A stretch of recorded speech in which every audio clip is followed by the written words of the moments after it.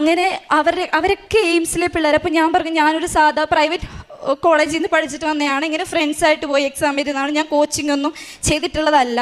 അപ്പോഴും എനിക്ക് എക്സാമിൻ്റെ സീരിയസ്നെസ് അറിയത്തില്ലായിരുന്നു.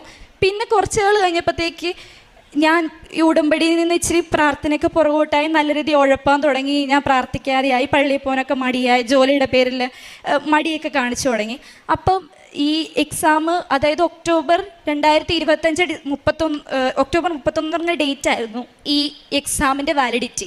ഇത് കഴിഞ്ഞാൽ ഈ എക്സാമിൻ്റെ റാങ്ക് ഉണ്ടെങ്കിലും ഈ എക്സാം വാലിഡായി പോകും, അങ്ങനെയായിരുന്നു. അപ്പം എനിക്ക് ജൂണിലാണ് ഇതിൻ്റെ റിസൾട്ട് വന്നത്. അപ്പോൾ ഈ ജോലി കിട്ടുമെന്ന് ഇങ്ങനെ ഉറപ്പായി ഇരുന്ന് കഴിഞ്ഞപ്പോൾ പിന്നെ ഇച്ചിരി ഉഴപ്പിയതാണ്. അപ്പം എനിക്ക് തന്നെ അത് മനസ്സിലായി. പക്ഷെ പിന്നെ ആയപ്പം ഇത് മൊത്തത്തിൽ സ്റ്റക്കായി. അതായത് ESICയിലേക്ക് ഞാൻ ESIC ആണ് അപ്ലൈ ചെയ്തത്, എയിംസ് വെച്ചില്ല. അങ്ങനെ ESICയിലേക്കുള്ള നഴ്സിംഗ് ഓഫീസേഴ്സിൻ്റെ റിക്രൂട്ട്മെൻറ്റ് മൊത്തം സ്റ്റക്കായി. കേരളത്തിൽ നിന്നുള്ളൊരു നഴ്സിംഗ് ഓഫീസർ സ്റ്റേ കൊടുത്ത് കോടതിയിൽ കേസായതുകൊണ്ട്. അപ്പം